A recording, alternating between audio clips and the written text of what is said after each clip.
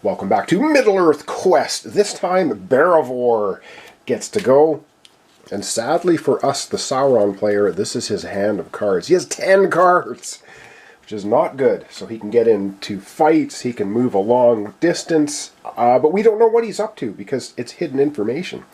Now, the first thing that he can do on his turn, of course, is a rest action, rest step, but he's not going to. He has nothing in his damage pool, and he only has a few cards in his rest pool, so he's just going right into the next step, which is the ambush step. And unfortunately, he's in a free people stronghold, so there will be no ambushing going on. I should say, if we even had a... Well, you can't have a monster in there because you need influence to have a monster in a space, and you can never put influence in a free people stronghold. But if we had a minion there, you would think, oh, ambush step, our minion can attack the Barivor. However, when a hero is in a free people's stronghold, they have the option. They can go, yeah, I'll have a fight with this character, or they can go, nah, I'm not going to bother. So it's up to the hero character, not up to Sauron. So we can move minions into stronghold locations, but the heroes have the option to fight them or not. So kind of pointless to do that, I think. Alright, Barivor then right into the move step. So let's zoom down on where he is. He's currently sitting over here and hanging out with the elves in Rivendell. So it's time for him to start moving. Alright, so Barivor here in Rivendell, he will start moving. Now, we've got things boxed in pretty good. We have a perilous location right here with a monster, if he wants to try going to the high pass. We're trying to safeguard our plot here, but he could go through there. He'd have to go through either Monster Perilous and then Monster Perilous to get there. Is that what he's going to do? I don't know. He is going to spend a card. He's spending... oh, that's not the right card. He's spending this card with a forest symbol to move along a forest path. And you're thinking, well, where the heck's he going? That's a mountain path. So he's actually backtracking right here to Eregion, if that's how you say it. It may not be. His next movement is he's going to spend a mountain card. You can see here the mountain symbol. And he's moving to the Redhorn Gate. Why is he going to the Redhorn Gate? Well, yes, he's going to the Redhorn Gate because that is his basic quest, which is explore the Redhorn Gate. Let's take a closer look at that card. He's going to be exploring right now the Redhorn Gate. Alright, so this is his starting quest, guarding the Dimril Stair. Barivor gazed down at the breathtaking waterfalls that descended into the eastern end of the Redhorn Pass. If orcs were allowed to claim this pass, the enemy would not need the Gap of Rohan to spread his evil into the west. So he's exploring the Redhorn Gate, which he just did. So he completes his quest, and it's gained 2 favor and receive training. Then place Gandalf in Bree and reveal Barivor's advanced quest. Alright, let's get this happening. Alright, so the little rat Barivor gets 2 favor for completing that quest. He also gets training.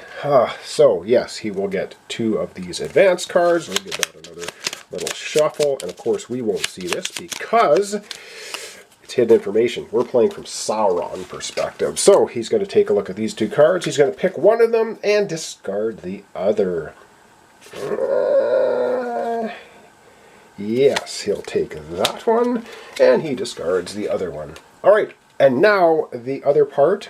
He gets to, of course, look at his new quest, which we don't see, so we don't know what it is. Of course, Barivor knows. And now Gandalf shows up in Bree. Alright, so we need to find Gandalf, the Grey at this point, and he's going to show up in Bree, so he can either give you 2 favor, or you can gain a wisdom, and Bree happens to be right there. Okay, that was Barivor completing his first quest, so now he has, well, he has still a mitt full of cards, so I'm sure he's going to continue moving. Well, let's figure out what he's up to.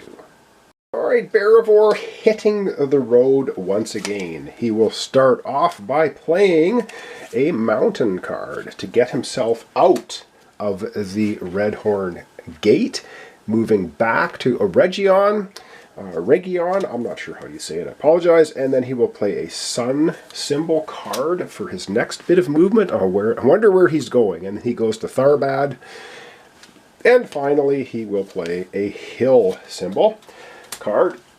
What a surprise, to move right here with Gandalf in Bree. So he has a pint of ale, sits down with Gandalf, consulting with Gandalf as part of his explore, and he's going to actually take the gain 1 wisdom.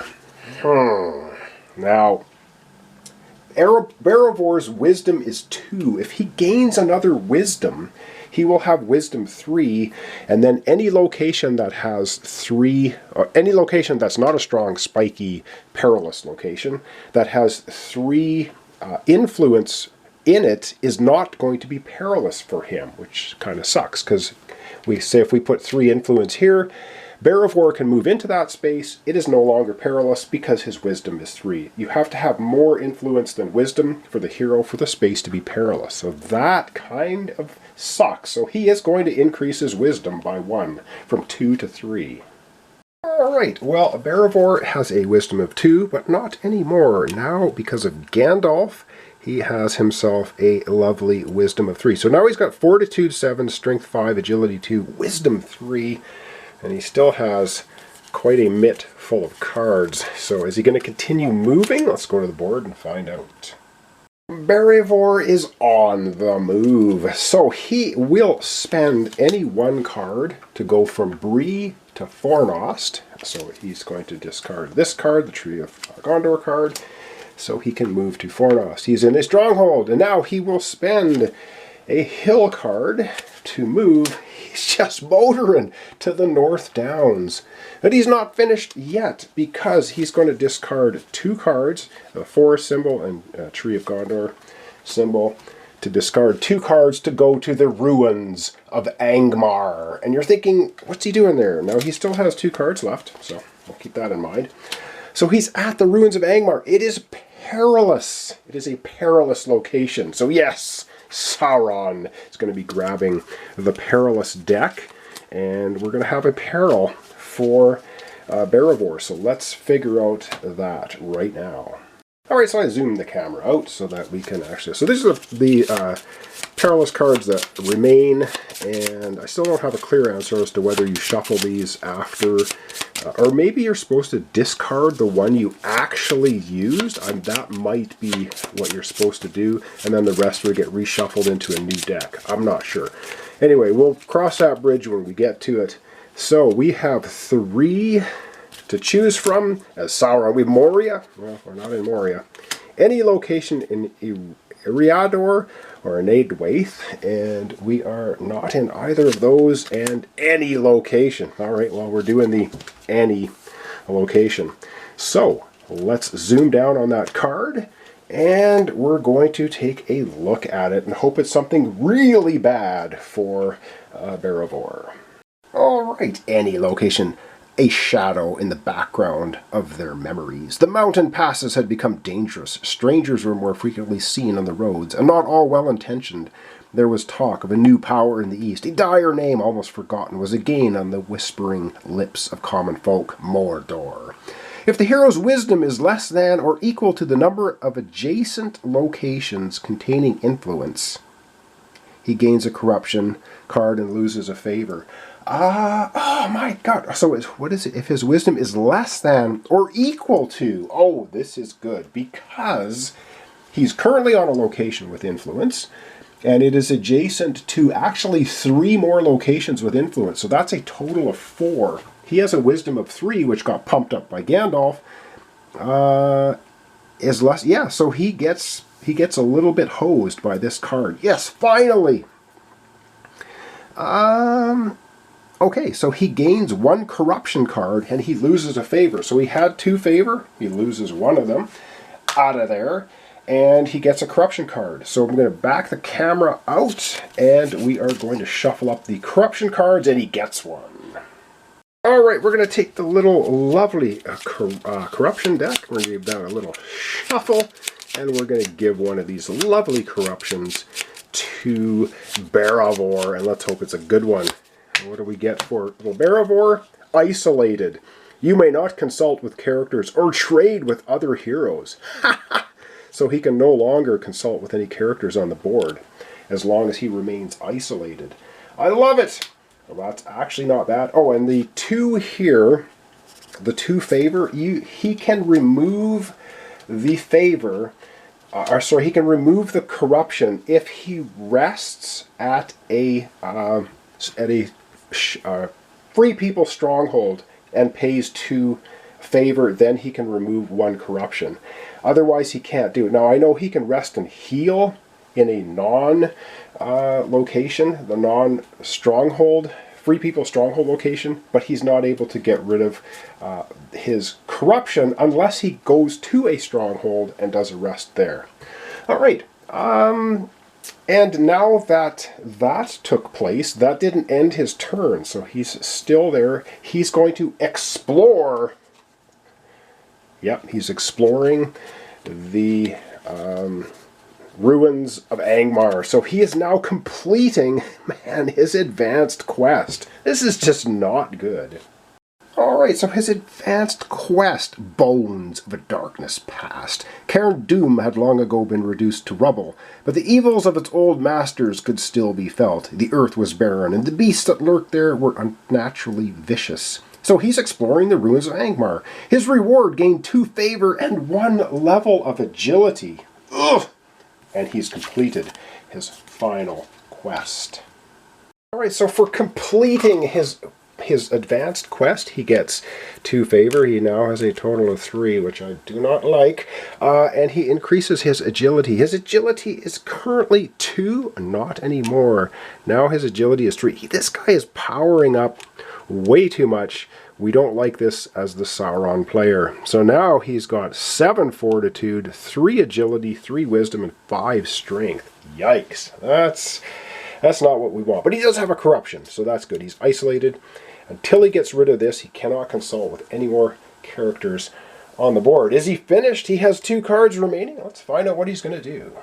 And Beravor, not really keen on spending the night in the ruins of Angmar, will spend 2 cards and he will move over to the North Downs. So he's just spending any 2 cards. He doesn't have a sun symbol. Spends those 2 cards into his rest pool and moves to the North Downs. Now he has 0 cards left, so he can't move anymore. So he's on to his encounter step. So he will have an encounter in the North Downs, which is the little pink colored card. So North Downs, it's Ruindar and the Grey Mountains locations. I believe this is the color here. So in the back camera, we're going to shuffle these up, and he's going to encounter one of them. And because the Free Peoples are in the lead on the track, we will be taking the lowest number that applies. Oh, I hope it's something horrible for him. All right, we're shuffling these up. We're shuffling up this deck. I'm going to shuffle them every time, like I said, just to make sure we get things all wonked up nice and random. All right, 1, 2, 3 cards from that deck, and we have, they're upside down. We have the Iron Hills. He is not in the Iron Hills. He's in the North Downs. Okay, so Iron Hills gets chucked out. The Northern Waste, well, he's not on the Northern Waste. Any location, well, any location. So we're going to check out the any location. That is going to be what he has happening. All right, so this is his encounter out there in, where the heck was he again? Out there in the North Downs. Well, he ends up getting a quest. Okay, he finished all of his quests and he gets a new one. And it's the Son of Gloin. In the halls of Dane Ironfoot, seek the dwarf known as Gimli. His stout heart and sharp axe will prove invaluable to you. So he has to explore Erebor, which is a long way off, which is good. He can gain 1 favor and 1 level of fortitude if he completes this quest. All right, well, that's basically it for Beravor. We're going to put that over with his into his play area. He has a new quest. We're going to back the camera out, wrap up our episode for today. Well, as the Sauron player, I didn't really like that turn very much. Both Aelmeth and Beravor are starting to get on our nerves pretty heavily. And that's it. That's going to be the end of the turn for today. When we come back tomorrow, we're back to Sauron. And we're going to start crushing. Well, we're going to start doing something. We'll see what we can do. We're going to try to win the game, obviously. And yes, for the Sauron player, we need to get that symbol into stage 3 as quickly as we can. We do have a plot that we can play. It's going to help us. We already have a plot in play that's helping us.